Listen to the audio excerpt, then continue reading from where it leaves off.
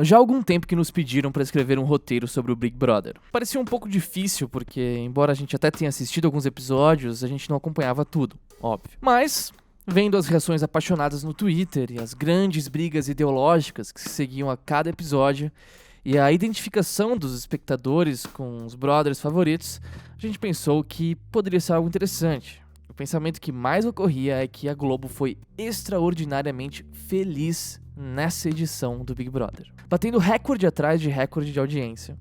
Um programa que havia perdido muito do seu apelo original estava voltando à vida com novos participantes.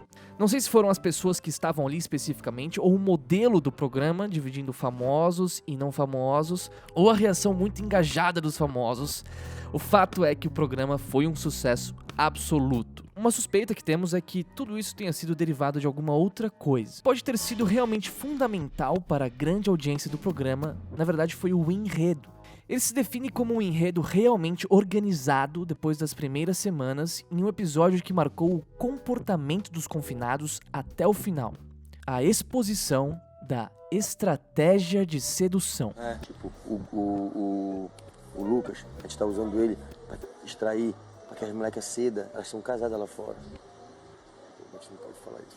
O fato em si é vulgar. Basicamente, um grupo de rapazes criou uma estratégia para seduzir as meninas comprometidas da casa, e assim que elas queimassem a sua imagem perante a audiência. A partir desse episódio, se desenvolveu um enredo político, que foi capaz de capturar as discussões mais frequentes da nossa sociedade e trazê-las para dentro do programa. As meninas fecharam um grupo contra o machismo, e os rapazes começaram a ser tirados um a um. Esse movimento mesmerizou a sociedade brasileira e dividiu ainda mais as pessoas que já estão divididas por preferências políticas e visões morais opostas. Fã-clubes muito ativos surgiram em todas as redes sociais, torcendo com o fanatismo de uma torcida de futebol. Os principais fatos do programa estavam sempre no topo das hashtags do Twitter. O Brasil realmente estava assistindo ao BBB em massa e reagindo com uma intensidade como nunca havia sido vista. Inclusive, no dia que Moro resolveu se demitir, a notícia mais lida era do BBB. A divisão entre as fadas do bem e os boys tóxicos do mal parecia ter sido o núcleo do desenvolvimento do programa, fornecendo uma estrutura polarizada para o enredo. As coisas ficaram mais agitadas com a popularidade de Prior e com a suposta habilidade maquiavélica de Pyong, que fazia deles os rivais ideais de um filme. Sinceridade e teimosia contra frieza e jogo. Mas o que isso tem de tão importante? Um produto de entretenimento merece uma reflexão dessas à parte? Nós estamos longe aqui de considerar que produtos de mídia popular, simplesmente por serem popular, são isentos de profundidade e não revelam nada além de aparência. A indústria cultural, da qual o Big Brother é um produto de enorme sucesso e enorme alcance, foi muito estudada. O marxismo ocidental da escola de Frankfurt talvez seja a referência mais comum para pensar a indústria cultural. De modo geral, marxistas prestam muitíssima atenção a ela, e não é à toa que o fazem. Cinema, televisão, rádio e agora a internet são mass media. São meios de comunicação de massa, com altíssimo poder de reproduzir e moldar comportamentos. Por isso, são instrumentos de batalha ideológica, reproduzindo o paradigma ideológico capitalista ou lhe oferecendo uma alternativa. Os marxistas sabem que essa é uma arena de disputa incontornável. O primeiro fato que chama atenção na mass media é sua singularidade histórica. É simples. Épocas anteriores não conheceram nada similar. O surgimento de uma rede de comunicação de massas, capaz de alcançar milhões ao mesmo tempo, é recente. Os teóricos da comunicação viram o potencial político contido ali.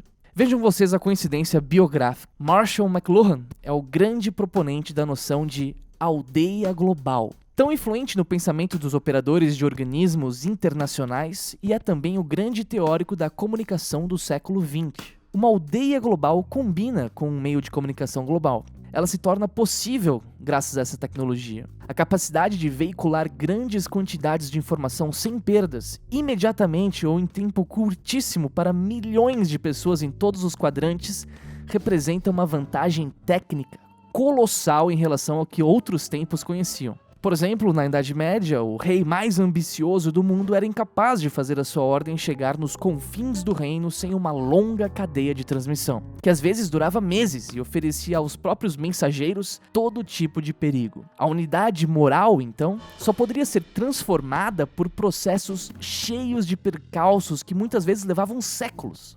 Os jesuítas, por exemplo, que são grandes mestres nisso, usavam de tudo. De exortações sob forma de discurso e peças de teatro até para os índios. Mas eles não tinham uma Netflix para que indígenas vissem a Paixão de Cristo dublada em Tupi-Guarani em todo o território nacional ao mesmo tempo. Padre José de Anchieta invejaria qualquer planejador social da atualidade. A unidade moral dada pela mass media chega a centenas de milhões de pessoas com impacto avassalador. Fazendo uma analogia, é como uma injeção direta no imaginário pelo meio mais poderoso que existe. A história apresentada como enredo audiovisual. Mas aí a história se torna ainda mais verossímil quando é realmente real. O enredo do BBB 20, nesse sentido, foi o produto supremo de um modelo de comunicação. Voltemos agora a McLuhan e a sua aldeia global. Uma aldeia global tem suas próprias exigências de moralidade e comportamento. Um sistema social fundado na heterogeneidade dos seus participantes, aberto ao fluxo de pessoas e bens, aberto à pluralidade do pensamento e das crenças, se fundamenta, ainda assim, em certos consensos. E um desses consensos é a própria aceitação da heterogeneidade. A heterogeneidade de culturas, formas sociais e comportamentos dentro da aldeia global é pressuposta por ela. Para isso, é necessário ampliar o conceito de tolerância. A tolerância liberal clássica, defendida por Locke na famosa Carta sobre a Tolerância, era outra coisa. Uma aceitação dos direitos políticos de se defender as opiniões que não concordamos, que inclusive odiamos. De aceitar a existência de pessoas cujos comportamentos nós reprovamos e desprezamos. Não era uma aceitação ativa, mas a imposição de um limite do poder do Estado de suprimir alguém.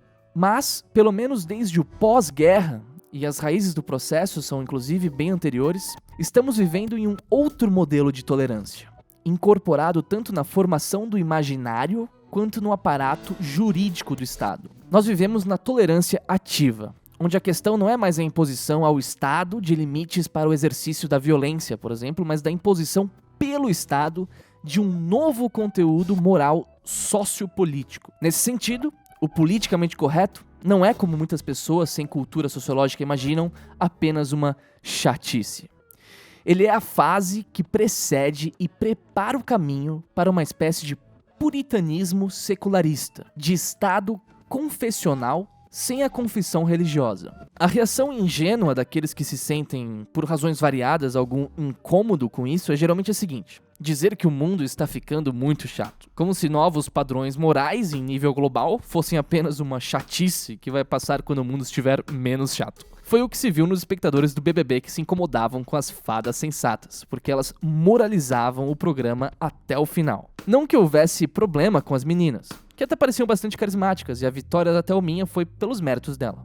Mas a ideia de que no final o bem venceu, e agora começou a época dos princípios, é tudo menos uma chatice ou um exagero. É a perspectiva de pessoas que estão imersas, embora sem compreender direito as grandes implicações e profundas raízes desse processo, em uma mudança bastante profunda de moralidade social e que se tornaram expoentes disso para dezenas de milhões de pessoas em um programa de entretenimento. E não é à toa que o vocabulário empregado para acusar a estratégia da sedução era acusá-la de machismo.